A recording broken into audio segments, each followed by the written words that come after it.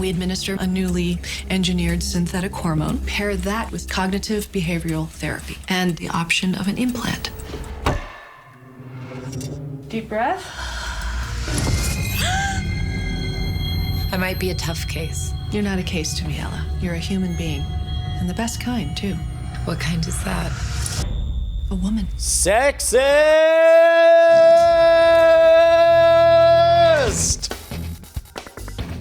That's what you got out of it.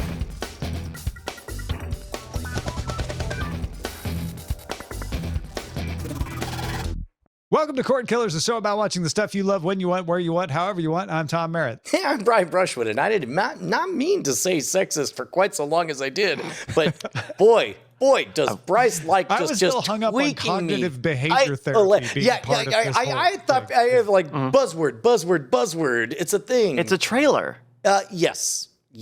For That was a trailer for Hulu's horror film Clock. It's already streaming now. When 37-year-old Ella, biological clock. Oh my God, it's about pregnancy, isn't it? when she's uninterested in having kids but constantly pressured by her family, she enters an experimental trial that might turn on her biological clock, but it's intense and super weird. That's on Hulu. It's called Clock. It's streaming now. So check that out. cognitive behavioral therapy turns on your biological clock with and for those who are not already familiar, CBT is basically CBT. Freudian psychology is about like, well, why do you feel that way and all that stuff. CBT is all based on the idea of like, who cares why? Just stand up straight, walk straight, breathe deeply, and speak loudly, and you'll feel better. And yeah. Oh, that's interesting. That is, there's nothing wrong with what you say, but the way I think about it is CBT is about being aware of your mental situation and like noting when like, oh, that was hurtful. Let me note through. that. Yeah. And saying like, oh, I'm anxious right now because my brain is weird, not because a tiger is about to attack me. Bryce, I would like to give you the choice. We can either do 50 more minutes of exactly this, or we can move on to the front lines. What do you say? Well, can I maybe option C? We'll go to the primary target. I was going to say, can we go not the front lines? That wasn't a choice. I don't care. Front lines does seem a little I'm premature. noting your subordination, sir.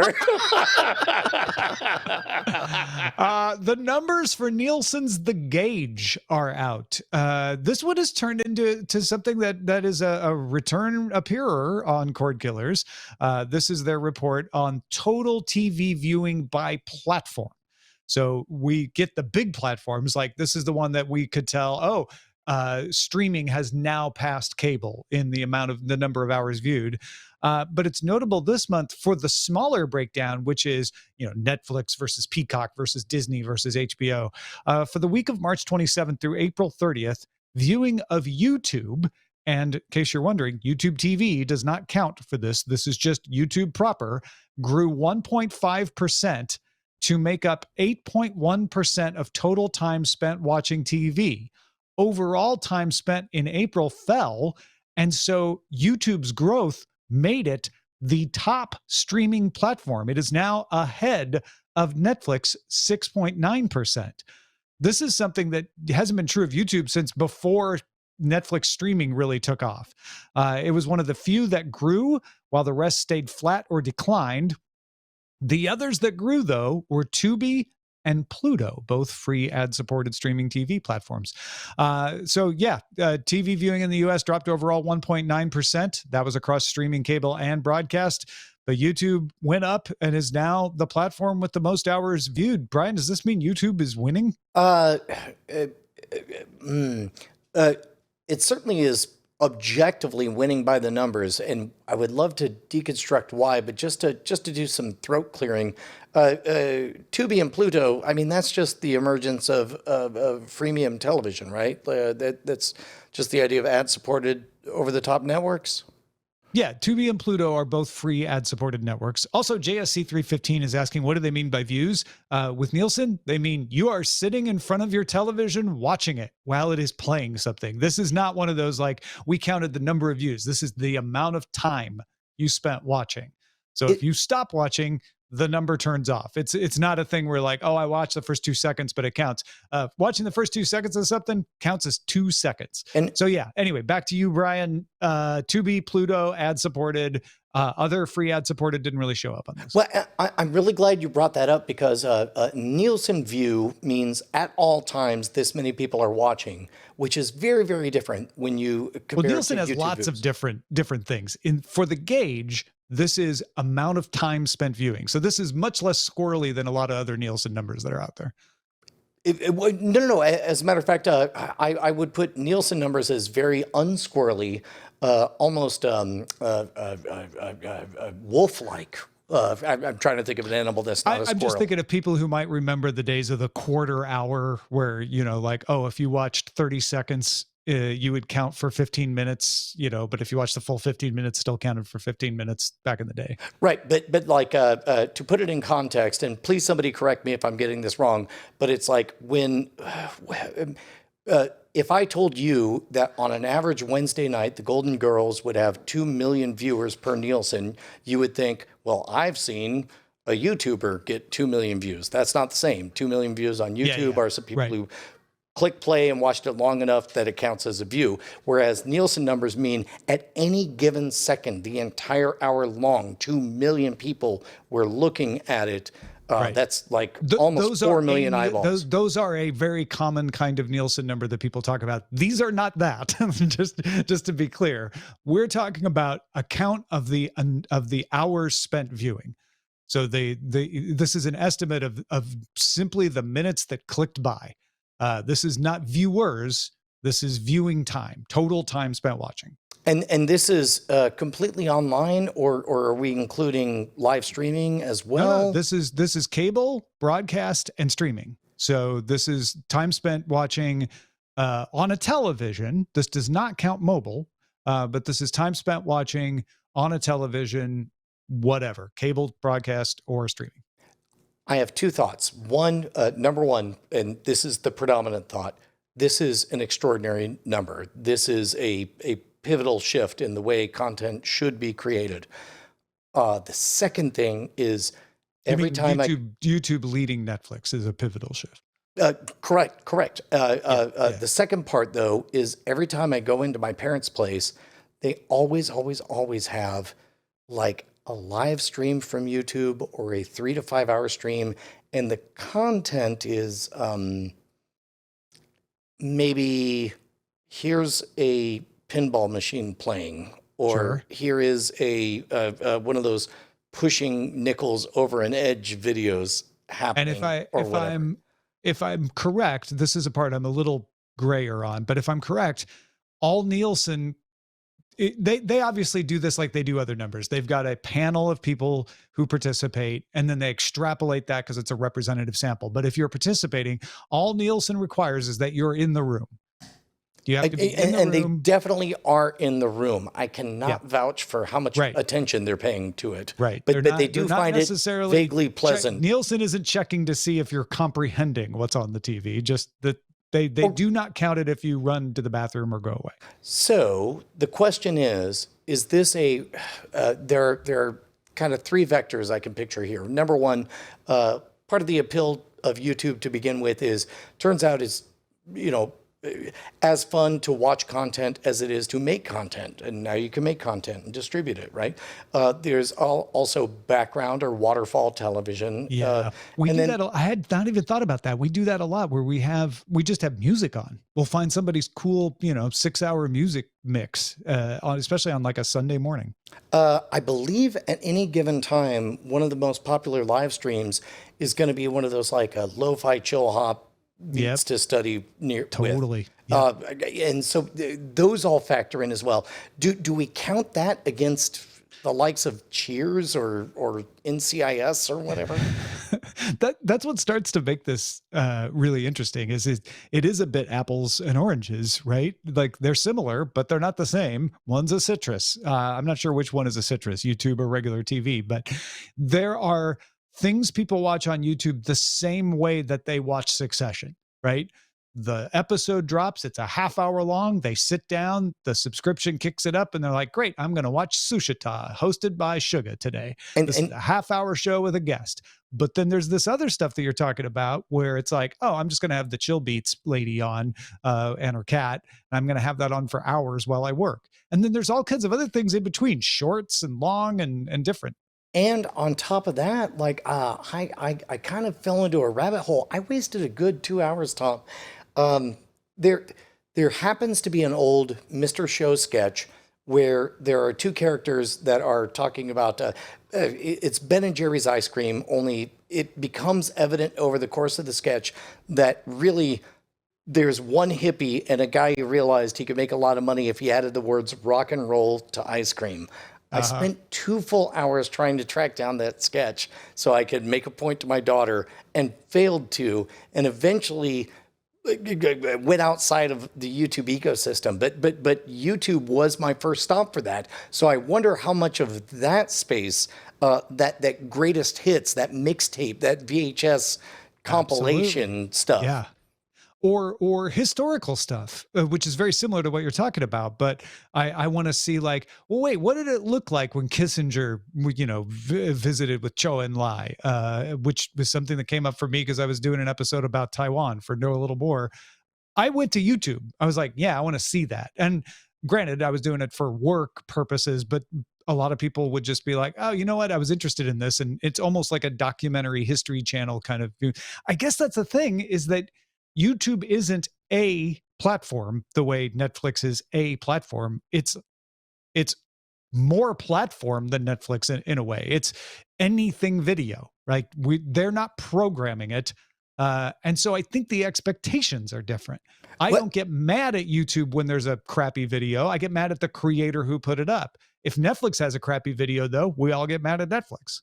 So there's also a wonderful, and I mean this in a very positive way, there's a wonderful rabbit hole aspect to YouTube. For example, there was an audio podcast where somebody mentioned that the Hoover Institute had uploaded all of Firing Line with William F. Buckley, a name I vaguely recognized and an institute I was not familiar with and a brand name I had never heard of. But he mentioned one specific dust-up they had that he thought was a really interesting debate.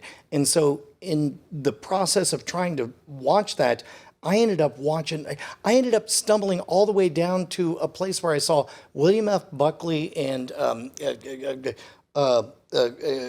what's his name? Christopher Hitchens, and a guy who, for the life of me, looked like Norm Macdonald in his 20s. And I watched an hour of it, not having any idea what they were arguing about, but just utterly fascinated with the time travel aspect of things. That's the other thing, is YouTube's algorithm is good. Where everybody's always complaining about the recommendations on Netflix, Peacock, Hulu, etc. YouTube's got it nailed. To your detriment, you will end up going down the rabbit hole in YouTube because it knows just what to give you next. Bryce, what is a YouTube? What? Oh, what? Just what is a YouTube? To you. What is YouTube to you? What is a YouTube? It is just generally user-generated content. Oh, but is it? Well, it's also music videos, and it's also professionally produced shows. It's also 4-hour podcasts. Trailers. It's tough because it is a little bit of everything. Fish swimming in a tank, right? Like they're doing which is podcasts, user-generated, I suppose. Yeah. But it's organizationally created. You can do the Monterey Aquarium. That's not user per se. Well, I guess it's also open, right? Or quote unquote open. Like people, there's access, not open source. Yeah, but yeah. There's an upload button. Right. Anybody can publish to it. Yeah, which is very different, and I think that's probably the big differentiator. I mean, we were talking, I want to say a few months ago, about like the idea of like how could a Netflix or a Paramount Plus or someone get into more content that feels like YouTube-y content, right? How do they make HGTV style material that just doesn't have all of the TV junk attached to it, that doesn't have all of the overhead of making a TV show or a streaming show? Like, that seems like it would be the next thing, especially in a world where we're having this seemingly prolonged writer strike is, well, what if Lionsgate just learns how to make YouTube videos? I'm sure they will figure, Well, and I guess that there are two questions that I think you just teased that I think are really good. Number one, do we as consumers want your Paramount Pluses to do anything YouTube like, or even God, no. Netflix or what have you? Or and second of all, do you think that this is going to prolong the WGA strike? No, because I don't think that the WGA necessarily intertwines with YouTube so much. Well, only Here's insofar an as interesting point. These numbers came from April, so these are before the writer's strike. There is no dearth of content out there, and people were moving away from traditional television platforms and watching YouTube more. This is a bad time for that to be the pattern, because there's going to be less and less scripted television over the next several months if this strike keeps going on. Is that great for YouTube, but bad timing for the industry, both the writers and the studios? Yeah, It almost feels like we're post pivot to video. Like, a lot of the things that I watch on YouTube, especially multiple times a week, are from channels that are basically taking articles that they write and are voicing them over and putting B-roll of cars on top of them. And you can illustrate stuff. Right. But I'm mostly watching news articles, which is funny because if I go to a news website, the last thing I want to do is watch the newscast version of the article. I don't know how you get that. How you flip that use case, that user case like that, because that's really big. And if you can open people to new forms of video, whether it's podcasting, whether it's text to video, some sort of generative thing, that will be a next thing. That's not just, here's my blog, here's my episode of my blog. Like, there are a lot of new ways that people are like shaking the line of video text content. I don't know. Listen, and this is going to be a crazy idea, Brian, which I know you don't like when I do this. So, let me just warn you ahead of time. But if conditions are unaltered by the future, yes, P. Guyton, you're right. They banked a lot of reality shows, but what we're seeing is when people have the choice, they'd rather have reality than reality shows, or at least the kind of reality that's on YouTube, maybe. If YouTube kept going up, and the other platforms kept going down, let's extend this over a long period of time. Should some platforms just switch to publishing their top content on YouTube? Well, I can't. I'm not talking about Succession when I say this, but, Should The Witcher go to YouTube for free?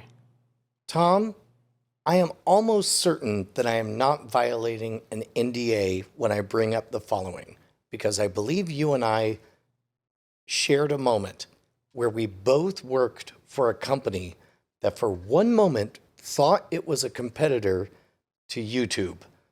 Then they became a network aggregator for content on YouTube and an ad partner for YouTube. And then they had various channels on YouTube. I would say, Tom, that I think many people think they're competing with YouTube. And many of these companies are, I'm being careful when I don't need to be because I don't work for any of these. A bunch of these third, fourth tier streaming services, they own the licenses to a lot of content.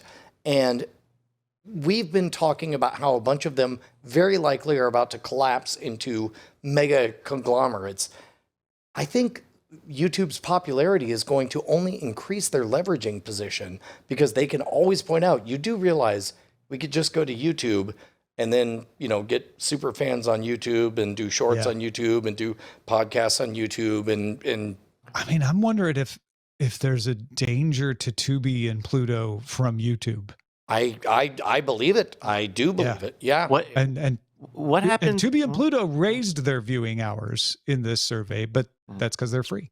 Do you think there's a world, we haven't seen this yet. We haven't seen this from YouTube, but we've seen this with pretty much every other streamer, where some big YouTuber, maybe it's a Mr. Beast, maybe it's a PewDiePie, someone says, "Hey, I just signed a deal with Hulu. Vessel. I'm bringing all of my stuff to. I'm taking all of my stuff off of YouTube and I'm opening it up. I'm putting it on Hulu Tube, and like we haven't had the content fight yet over Vessel. YouTube material. Vessel was a small thing many years ago. It was trying to do what it didn't do it, but it was trying to do what you're talking about. And in the 6 or 7 years since that happened, the landscape's completely changed, right? Like there's probably an even more amenable audience for a YouTube Plus or a premium YouTube service. It's free to access. That's YouTube's brilliance is you pay to get rid of ads, but you don't pay to watch YouTube. Yeah. You never have to log in. Well, for most stuff, you don't have to log in before you watch a video. Right. That's big.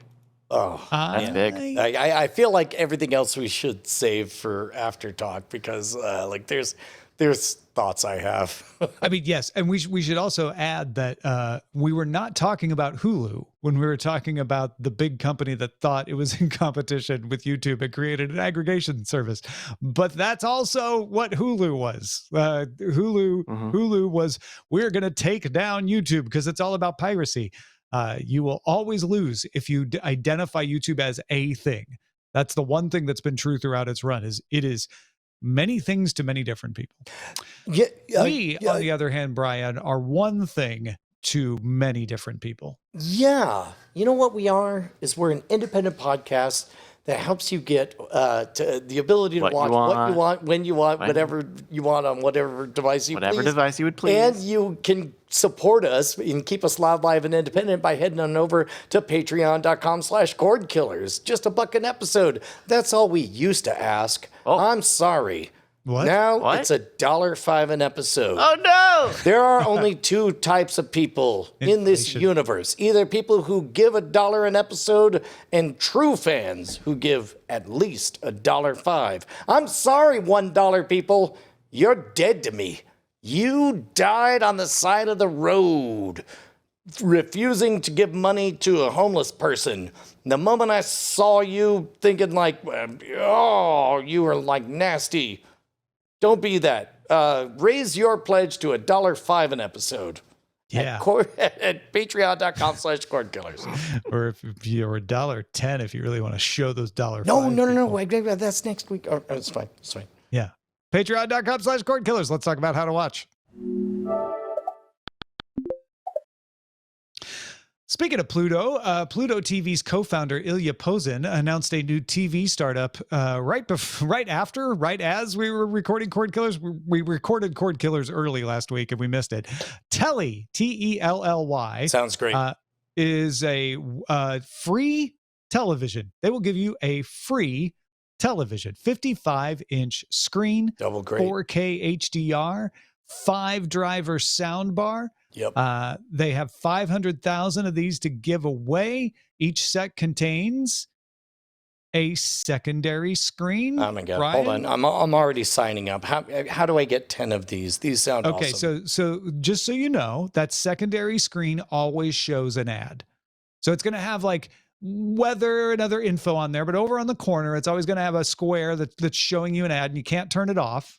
It'll dim when you're watching a TV show, but it'll always be on even when the TV's off. So, Is that cool? so the second screen provides value in the form of telling me about the weather, just has to be on, and it has the courtesy to dim down while I'm watching the content that I want on this television, which, by the way, is totally free. I'm sorry, I just can't type fast enough. It's a 55-inch free TV. Now, it's also, they're very upfront about this. It's going to collect viewing data linked to your IP address.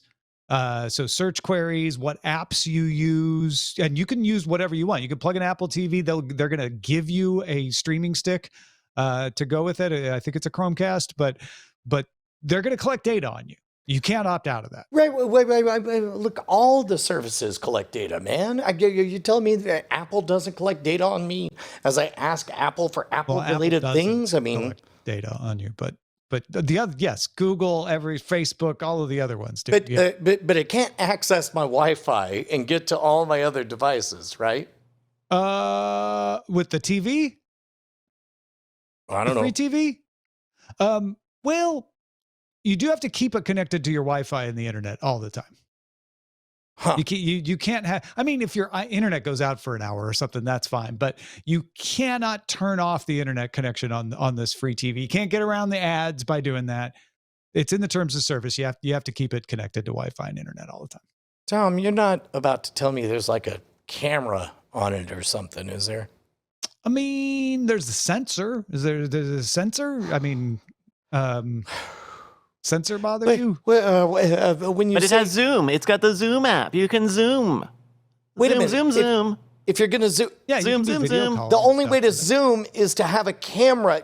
So you're telling me this is a free TV that has a camera in it for video that can calling. never Yeah, be and a turned sensor off. to tell if Well, but it also has a microphone. But yeah, that's just for making those video calls, Bryce. Like, And to hear exactly what you're playing on your streaming device and on your TV. And well, yeah, because they're what's- collecting all that data, right? know. And it probably could be able to tell what's playing on the TV versus like not on the TV. So if like there was a phone or maybe there was another device in the room, maybe it would know that too. Just so we knew what all the They're numbers not collecting that. We don't have to go overboard Oh, okay. here. Okay. They're I'll be actually very upfront about what data they collect and what they don't. And what is the data they collect? IP address, search query, apps used, and physical presence of people using them. Whether or not you're Physical physically presence. in the room. Yeah, just whether there's somebody watching or not, so that they can say like, oh yeah, the same thing with Nielsen that we were talking about earlier. So you're describing Listen, 1984. Hold on. No. That is not the problem with the Telly. It is not going to spy on you. It is going to aggregate all of your television viewing, and it is going to use that, and you can't opt out of it. Now, It's going to stalk you. It's going to know exactly who you are. This is totally different, people. It is not going to record your conversations. It not gonna knows when you're save sleeping. It video knows when of you're you. awake. It knows when you've been bad or good. It doesn't and it know sells when all you've your been bad data. or good. That part is definitely. It just not knows if you were determinable. there or not. Now, listen, you might be tempted to say, well, it's a free TV. I'll just keep, I'll just keep it in the spare room, right? That way it won't see what I'm doing. Just in case you were thinking that, you need to use this product as the primary television in your house. What? Now, That's come a- on. Know whether or not it's the primary Screw television. off. Also, it's oh my goodness. It's my TV. Screw off. Also, you can't use any ad blocking software on your network. Oh, and there So are a if lot you're of people who do that. That's how people do it with Yeah, this. if you're with the doing smart ad blocking device. software on your network, you can't use this TV. Now, if you do violate any of these terms, all they're going to do is ask you to send the product back.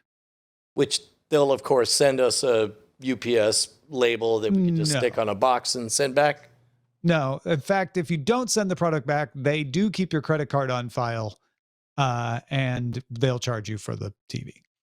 Tom, do you remember the Q Cat? I do.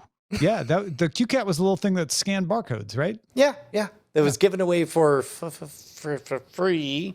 Yeah. And as soon as anybody used the free thing for a purpose they didn't like, then they tried to sue anybody, right? Oh, yeah. No, it was against the terms of service to use the QCat for anything but scanning barcodes in the newspaper. Right. Tom? If you're like, I don't remember there being barcodes in the newspaper, you're correct. Tom, I don't care for this very much. I think it's a No, bad plan. no, I would 100%. encourage all of our listeners and watchers to not take candy from a stranger. Listen, All 100,000 you have to people do have not is just listened to us. set foot into the white van. You don't have to go 100,000 anywhere. 100,000 people have signed up for this. I don't actually think this is that bad. I don't think they're trying to spy on you. I don't think they're going to record video of you. I think it's fair for them to say, we're going to log all your viewing habits in exchange for the free TV. But as soon as you require this to be my primary television, as soon as you require it to be connected to Wi-Fi and internet, for no less that you can't go out for more than an hour a day. As soon as you put those kind of restrictions, I'm out anyway. Forget paranoia about whether they're actually recording me or not. That's a pain. I don't want to be beholden to how I use the product just because it's free. So Especially when TVs are like $300 for a 55-inch TV these days. I think they even said in somewhere that it was like if you break it or if you have to pay for this thing, it's going to be $500. Like, is this all worth $500 over how long you have to be beholden to this TV and their term? How long do you have to be beholden to their terms and conditions? You know, people keep TVs for a long time. I've had the product. Yeah, I've had my TV for like 8 years. I don't want to be. See who's And what do you running do out with the the clock? TV when it gets old? Quite often you move it into another room. Give it to or you somebody. put it in the garage you cannot do that with this one. So what this reminds me of is, I want to say around 2003, 2005 or so, there was a company called Tektronix that eventually got bought by Xerox. And what they had was an alternative version of a color, they called it a color laser printer. It wasn't really a color laser printer, but instead what it used is it had basically blocks of crayons, CMYK, the various colors. And what you did is you got the printer for free and you promised that you would use it X amount. And they would do is they would literally track the number of color usages. So you got black ink for free, ink being crayons, basically. You got black crayons for free, but you had to include a bunch of other, you had to use the other colors as well. And I remember my friend CJ got really good at making sure there was one blue, yellow, or magenta pixel on every single thing that he printed out. So nice. He ran through all of the black, air quotes, ink. This is a leasing arrangement. It's basically you're trading your data for the thing, and ultimately, it turned out it turned out for CJ that it was more trouble than it was worth. And honestly, maybe this is fine for some people, a very small number of people, but it very quickly, as I read through the terms, I went from saying, yeah, maybe I'll just get this one to try it out, to like, no, I don't want to do this, because they very smartly have anticipated every way you would try to get around what's valuable to them. So they have a sensor that tells whether you're in the room or not. That way you can't just turn it on and say, yeah, I'm using it. They'll be like, no, you weren't in the room. They require you to use it as your primary television, and they'll be able to tell by how much you use it, whether that's the case or not. They are making sure that you're not using any blocking software, all that kind of stuff. So yes, they're doing all the things they would need to do to make sure that your data gets to them. And to me, that makes it less than worth getting. Well, and not necessarily evil or bad or what have you, but definitely a bigger pain in the butt. They just pay, go out and get a part-time job, make $500. If you don't have a main TV and you can't afford $500 for a TV, this is probably great. Like, okay, you'll be able to use this. That's wonderful. But and 100,000 people have said, yeah, that's me. I want to try it. I'm curious how many terms of service violations they have. I bet it'll be less than we're thinking right now, but there will be some. Tom, you lived in Austin, Texas for a bit. I have figured out the way to figure out the all-timers of Austin, and that's to bring up the company Pharmaco. Oh, yeah. Yeah, Pharmaco. I was just talking to somebody about Pharmaco the other day, and how you would make a little extra dough at Pharmaco back in the 90s. All you had to do was take untested drugs and report on how they affected you. Maybe take untested drugs. Could be you were taking the placebo. Could be a placebo. You're right. Yeah. Yeah. If more money than plasma. Yeah. Yeah. I don't know. Back in those days, I got my free TV by having my roommate figure out how to wire the cable in without paying for it. That's how we did it back in the day, from Roadrunner TV. There's so many things I don't want to say right now. Let's move on to what to watch then, in Under Surveillance. Not like real estate. It's all about location. Under Surveillance. Hulu released a trailer for season 2 of The Bear, coming June 22nd. The Italian beef joint is getting an upgrade. Carmi's no longer making his dad's restaurant work. He's turning his dad's restaurant into his restaurant. Yeah, was it just me or in this trailer did it look like they were doing some kind of like reality show ad thing? It looks like there was kind of a production beat where they were being cued to fall into a certain narrative or something. Yeah, no, I caught something like that. So it'll be interesting if they do get funding from a Top Chefy kind of thing as part of the thing. They also send the cooks to chef school. I caught that in there too. So they're keeping on the staff that was there, but trying to teach them, the ways of the more elevated restaurant. That's I don't know. I like the show. I'm excited for another season. I don't know about you. Yeah, well, as we talked about, I made it most of the way through this one. I love everything about the process of the show. I kind of love the idea that somebody who is about the craft would be thrust into the position of like, congratulations, now you have to be a manager of the craft. And then you realize how much you don't want to be a manager and how much you would rather just do the craft. I actually really love the idea that in the first season, he was trying to just do the best version of his dad's restaurant, and do it even better. And that in this next season, he's going to give that up. And how is he going to navigate the neighborhood? Because he pleased the neighborhood by having really good versions of the Italian beef. Next season, he's going to be trying to improve the neighborhood's palate. And I imagine the neighborhood might have some opinions about that. Management. Paramount released a trailer for Mission Impossible Dead Reckoning Part 1, the 7th Mission Impossible movie.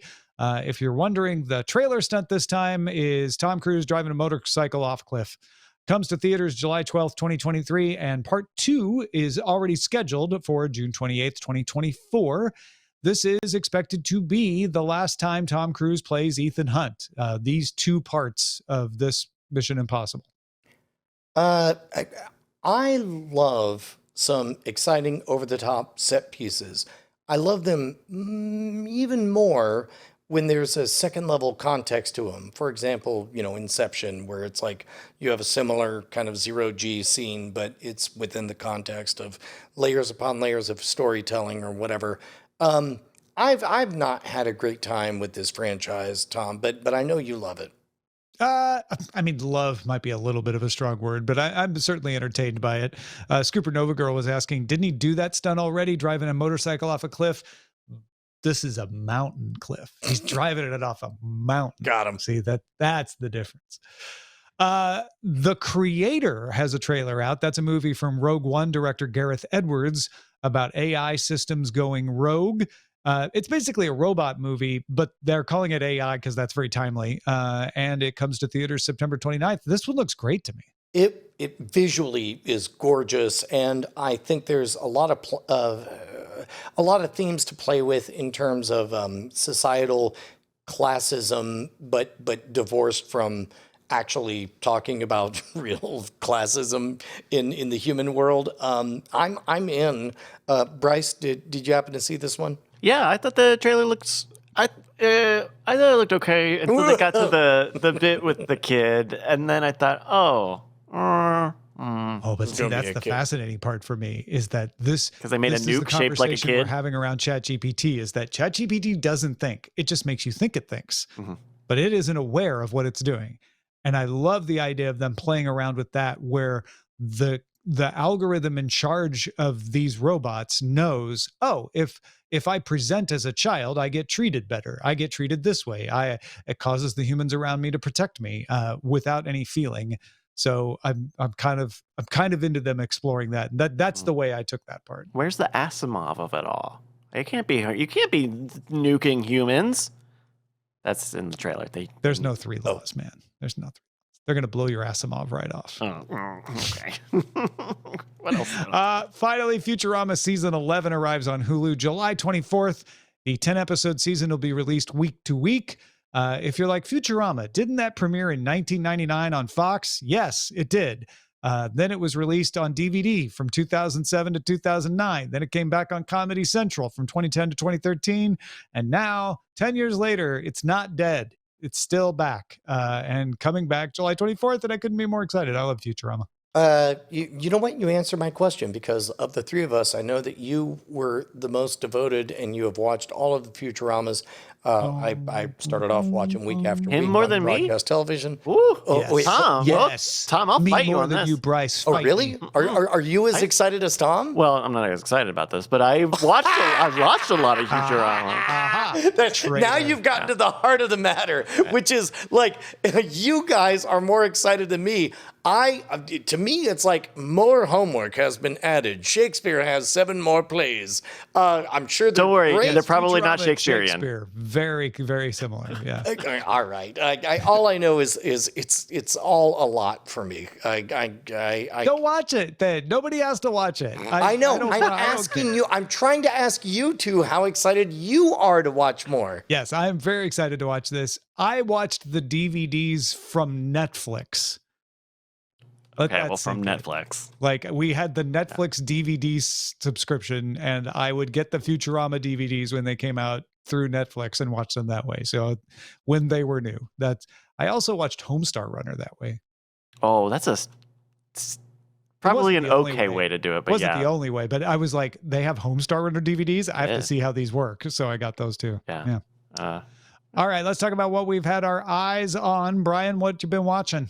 So my daughter and my daughter's back from college and she's 19, which means that she's much more chill about things that would drive her batty before, which means that the absurdist over-the-top humor of Auntie Donna and Coffee Cafe really landed with her. And we went to go watch more, only we emerged from our tunnel in Australia and there were no more. So instead, we tunneled to England trying to find more Concon Britons or Concon whatever.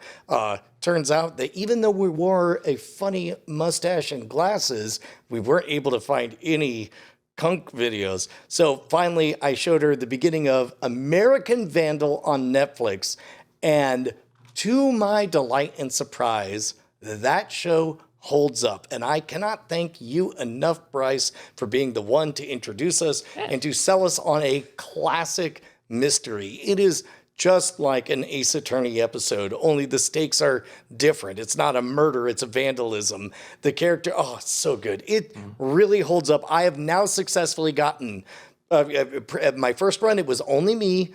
Thank you, Bryce. But then after that, this time it's me and Bonnie and Penny and Josie and all of us are just giggling the entire time. It's great. American Vandal holds up. Nice. And season two was all right. Season two was all right. Yeah, we're only 4 episodes into season 1. I went back a few months ago to watch American Vandal, and I wanted to like skip around in it. I was like, just give me to the good parts, and I kind of bounced off of it trying to do that. It really feels better when you buy completely in from the very beginning. Turns out they're all good parts.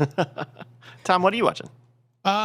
So when we were talking about Mission Impossible earlier, I was explaining that I always enjoy the ride with Mission Impossible. That is not nearly as true about Mission Impossible as it is about the Fast and the Furious series. So I wanted to talk about Fast 10, which is just silly. It's a silly series. But if you know that going in and you're like, I just want to see ridiculous stunts, I want to see what they do, you're going to have a good time. Fast 9 was the pinnacle for that. They drove a car into space in Fast 9. You can't really That's top not that. even an exaggeration. No, They don't have roads up there. How'd they do you that? gotta watch everything else would be a spoiler, Bryce. I can't explain it unless you watch Fast 9. Dang it. Fast 10 took itself a little more seriously, to my disappointment. It's got a little more of a weighty plot, but there's some excellent stunt scenes, some ridiculous stunt scenes, some ridiculous excellent stunt scenes, and Jason Momoa steals the show. Jason Momoa, you could tell, is just having the time of his life. He's like, oh, I get to just play this villain character however I want. Excellent. I'm going to play it in the way you would least expect Jason Momoa from Game of Thrones and Aquaman to play it, and it's a delight to watch. Nice. As a middle management boss. Hey, yeah, I'm gonna need you to steal that gold right now. I mean, you're not Oh, wow. You're not too far wrong. But you gotta add a few more things to it. Oh my God, that's amazing. Yeah. Anyway, that is Fast 10. Bryce, what should we be on the lookout for? Hey, I thought it would be an interesting idea to check out what the most popular thing in the world is. And I was on my walk. I was like, that would be a fun thing. I don't know what I'm going to watch for Cordkillers. I got on the lookout coming up. Maybe I'll just, because again, Netflix got the big ranking charts that they put on the app. Apparently, the number one thing on Netflix at the moment is Selling Sunset, which just dropped its 6th season. This is a docudrama reality show about some very bougie LA real estate agents who sell expensive houses and have very like reality TV drama, very Real Housewives-y or Vanderpump Rules-y. This is season 6. There's a couple of new agents, including one woman who has not been doing this for very long, but has sold a lot of very expensive homes, which is the thing that they're very proud of. So that's some of what's on season 6. The interesting thing about this is it's on Netflix, which means that they don't have to bleep any of the cuss words out. So if you're... What are some of the cuss words that they don't bleep out? like freak, freaking, and gosh darn. So that's that. It's also, if you've ever seen Bryce, that... bleep those out, if you would. Okay. I like that now. If you've ever seen the meme of like the cheap Netflix shows where they have those interstitial music that just like sings what the basic mood of the scene that you just watched was, this is that show. So check it out. It's called Selling Sunset. Well, I guess technically, statistically, you're already watching it more than it. Maybe a bad idea for a bit. Okay, well, that's on Netflix. If you got something we should be on the lookout for, email it to us, please. Cordkillers@gmail.com. Thank you. Yeah, and you're going to email on your doghouse system. You've been watching the show. You know the bit. You need a computer to send the email. But Brian, do they know exactly the best way to get a doghouse system? I'm not going to say it's the best way. I mean, if you want to grab a backpack and walk all the way up to north of Dallas and say, hello, doghouse systems, I'd like a system, and then walk it all the way back, I'm not here to judge you. But I will say that we won't get credit for the sale if you do it that way. We only get credit if you go to doghousesystems.com/rogue. Spell it right, ROGUE. Make sure that you say the word rogue and then give a wink at your computer, because there'll be sensors on it because you got your monitor for free. Freecomputer.com. You'll get an SSD. We'll get the credit. That's the important part.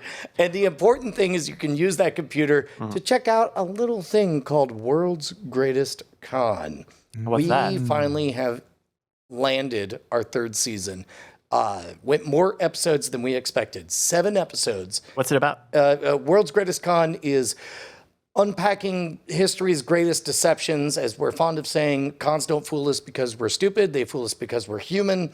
We were lucky enough to talk about everything from fooling Hitler all the way up to this season, where we have boots on the ground reporting from something called Project Alpha, where 2 young teenagers took on academia, fooled them for years, only to find themselves trapped in a web of their own devising. Bum, bum, bum. I should write that down. That's a good Hollywood pitch. Yeah, Okay. All right. So save this episode, folks. You have the Hollywood pitch in your ears right now. Let's move on to the front lines. Front lines. Finally. I had a lot of people, including Brian, very excited, send me this link. I found this to be one of the least shocking stories I've seen this year. Wall Street Journal says sources inside Disney tell it ESPN is preparing to offer a direct-to-consumer version of full ESPN. In case you're unaware, ESPN Plus is direct-to-consumer, but it only has games not shown on ESPN on cable. What makes this story rather unsurprising to me is that the project has no set timeline. Its big revelation is that Disney has been making sure to build in flexibility to its deals. So the story seems to be that ESPN is doing exactly what you'd expect them to do on exactly the timeline you'd expect them to be on. Bryce, remember that time that Tom told us he was going to start a marathon, and you and I were like, "Hey, man, we should support him, right?" Yeah. And then we watched him mile after mile for just 20 plus miles. I don't know how many miles are in a marathon. And then we got near the end. And remember that part where you and I were cheering on the sidelines and we're like, "Hey, man, the finish line is coming up." And Tom said, "That's the least surprising thing I could imagine you saying to me." This is a marathon, not a This sprint. is a marathon. I began with the ending in mind. I do remember. You know what? I do remember that. Except the story isn't telling us we're near the ending. I think that's what got me. The story is that ESPN is working on this. I'm like, okay. The truly significant part was that this was on the front page of the Wall Street Journal or New York Times or something like that. Yeah. But the point is, like, yes, Tom, it is not to be unexpected, but also it's awesome.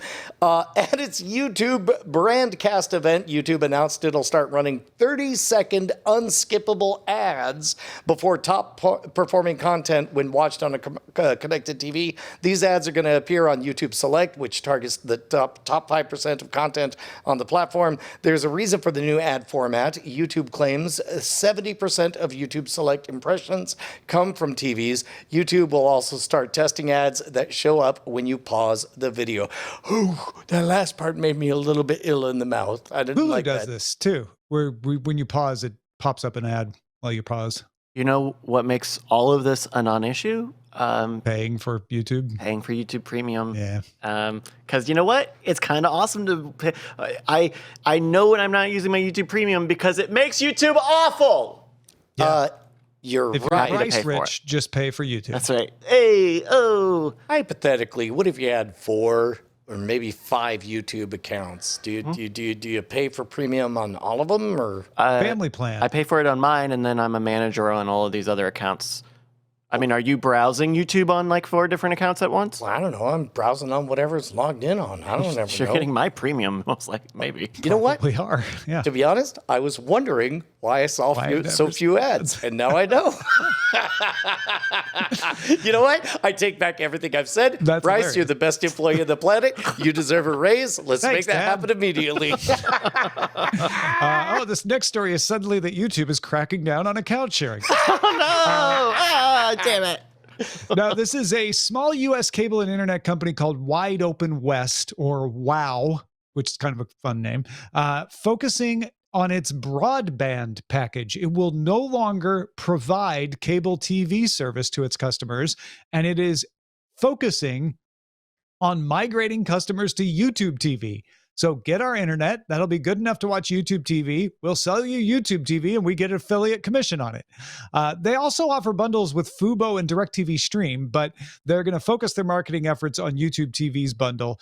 Separately, but somewhat related, Warner CEO David Zaslav suggested at a conference that streamers like his should not consolidate by buying each other, but instead bundling with each other. He didn't name names, but it sounded like he was suggesting something like Paramount Plus, Max, and Peacock should all team up to offer a combined discount price.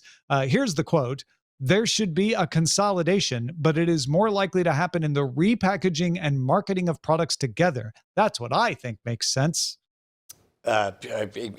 Everything any of us are going to say right now, everybody can already predict. Hulu! Netflix says its ad-supported plan now has 5 million users. Netflix has 232.5 million paid subscribers.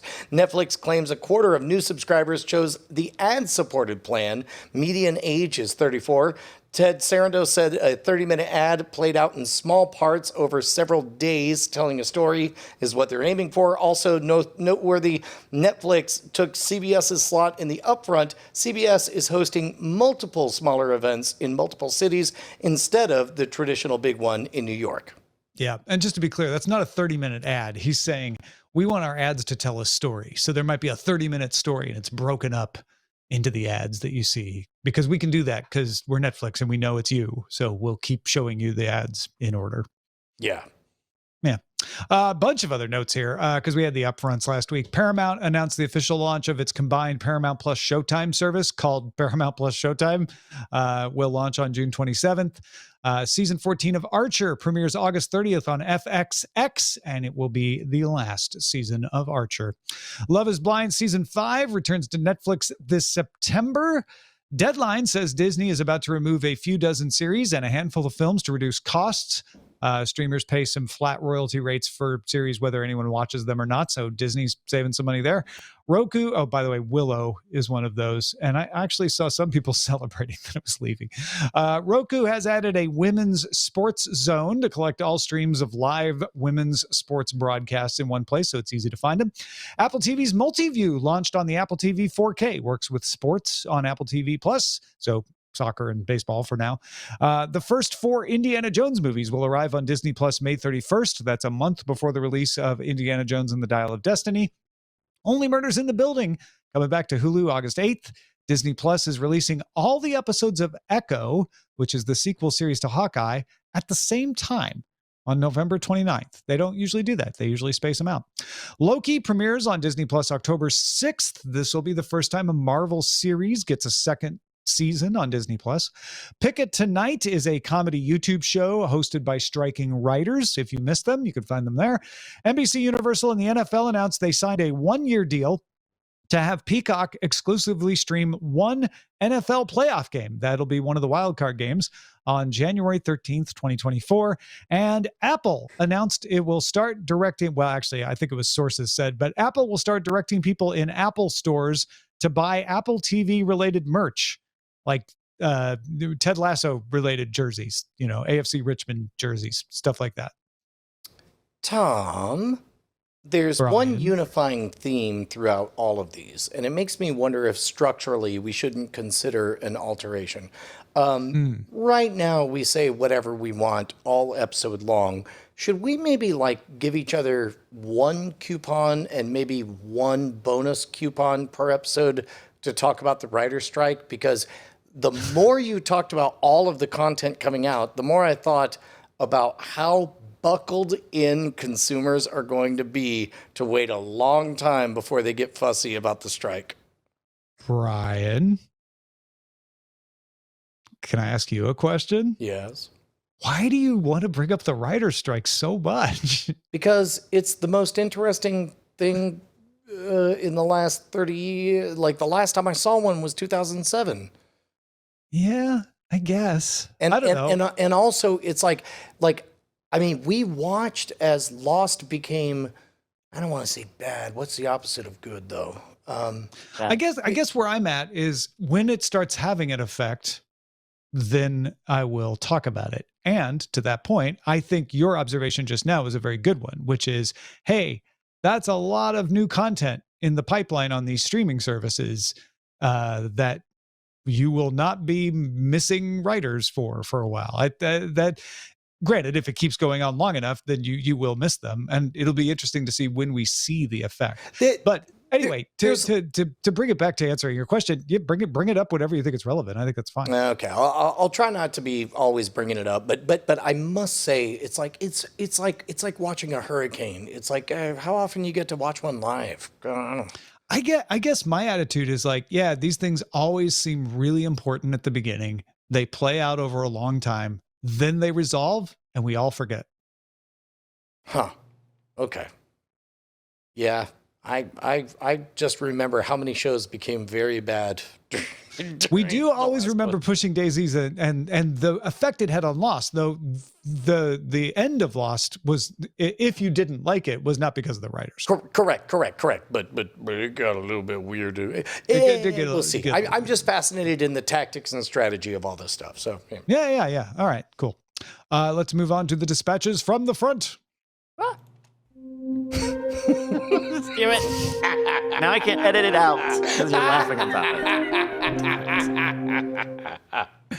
it. We got a great detailed couple of emails from Derek from the upfronts. Thank you, Derek, for all of that. It helps us understand all of this stuff. A couple of things to pull out of that to mention on the show right now. Derek said that the NBC presentation had the constant reminder that everything was on Peacock, from original shows to new and old movies. So even to advertisers, very much pushing Peacock. And he said scripted dramas already seem to be fading as the focus for linear, as streaming platforms become the new battleground for that category. Fox, in their presentation, focused heavily on live sports coverage, unscripted shows, and news. And meanwhile, Bill writes in saying, Brian, Tom, Bryce, and nobody else. There's no way that Disney's going to name a combined streaming service just Plus. He gives so many examples of things that have pluses at the end. But not just Plus.